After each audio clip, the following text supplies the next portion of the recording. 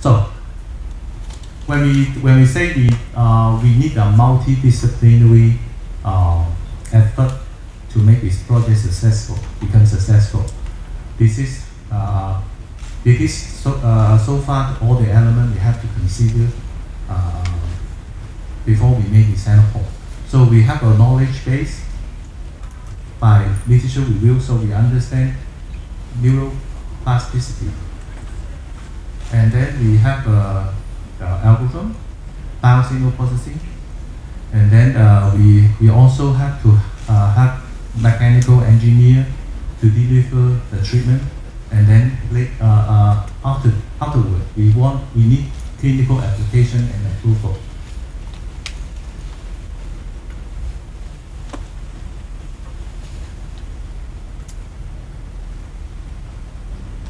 So this is now become a very common term, but in 15 years ago, maybe when people still do not understand how nerve cells will become recoverable, and this term is now so widely used also in education.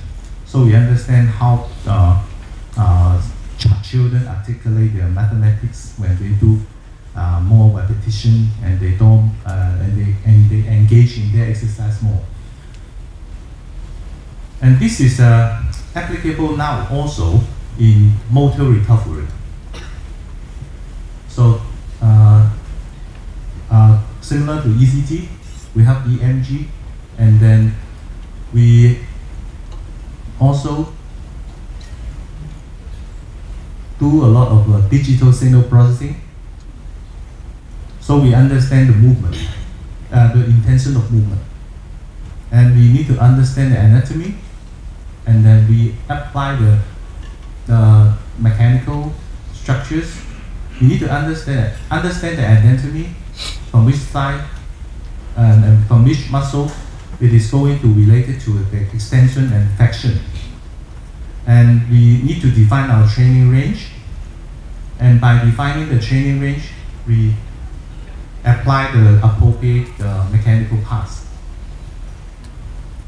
So this also requires a lot of clinical evidence. This is some evidence, some clinical we did so far. So we have, this is the first one we did, a single case study.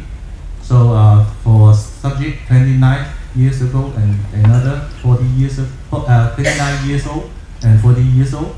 And before the training and after the training, we see some changes from the Fugl-Meyer and also from the pinch after 20 sessions. And that is another one. We have another single case study, 8 subjects. Age range from 28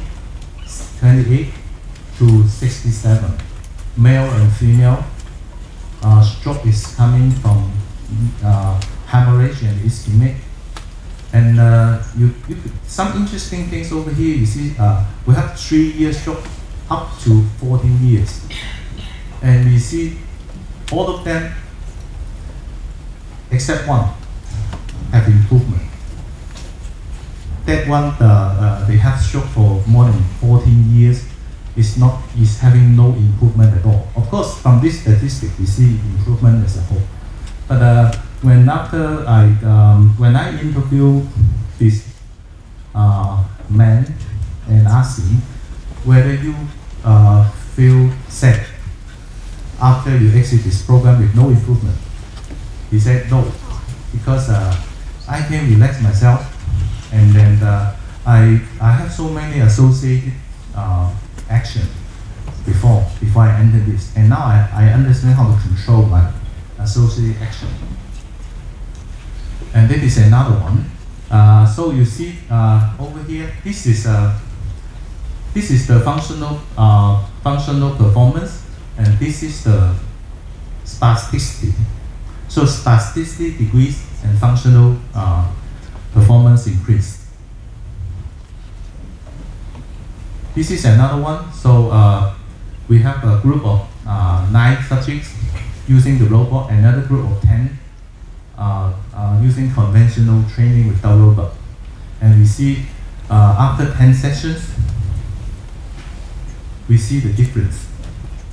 The group with a robot, the group without robot, it comes to a stage almost like a plateau. And then the group with application of robot, it keep improving. So this is a list of clinical evidence we have so far. And then the system, I think we probably work with the best partner in the whole Taiwan.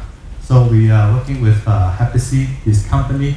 Now the system have already introduced it to several countries like this here. National Taiwan University Hospital, National Taiwan University, the Beihu branch, and then the Taipei Veteran General Hospital, and Jiangxi Hospital, etc.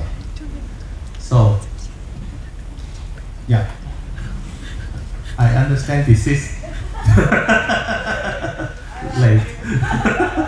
That's great. And now we open for questions. Any questions?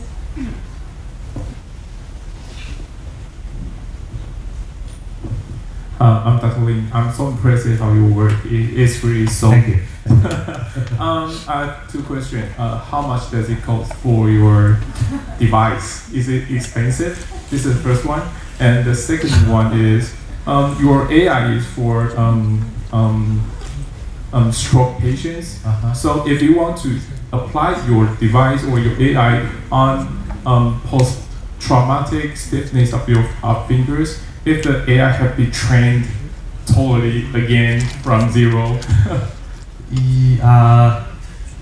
Yes, this is our because you know, we just have so much time, and also because of the availability of the subjects in the market, so the stroke is easier to find. So so now we focus our device in the application of stroke because of this reason. But we believe the system can become useful for other kind of neurological problem. And say we have some customer, they apply the system for cerebral palsy in Ukraine, and the result is very good. And the story, I hope it is not going to the end. And we are thinking about, you know, the AI in another level. Say, for example, if the system become we launched another program for home users in Hong Kong. So we have last year applied the to put the system for homebound people, and we found this is become even more effective because they can use it a lot. And also how about I'm thinking in this way? How about if we have a system, they can remind you to use them by some way? Yeah. Why I ask the question, because I think reimbursement really matters. Yeah. That's it. Yeah. So you have to make it cheap and scalable, and it will become a good business. That is my question. So if the material of the device is cheap, and the most valuable part is your AI, the trained AI and the algorithm, then you can make it. You can make a clinical study, clinical trial, and maybe someday you can get a reimbursement, and that would be a great business, I think. Yes, very right. Thank you. We can take one more question.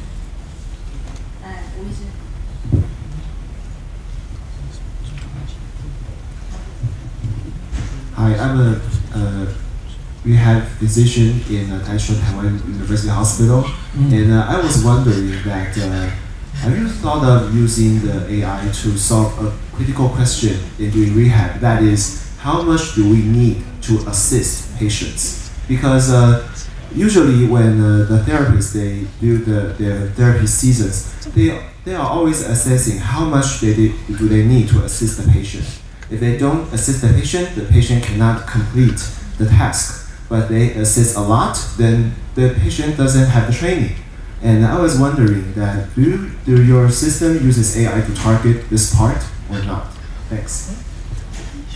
There's a learning curve for patients to familiarize with the use for using the system.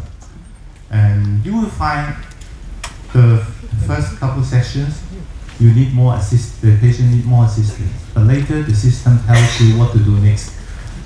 Because he becomes so familiarized with the system. And he will remind you, oh, you attach this sensor over here. So this is always the case when we apply the system.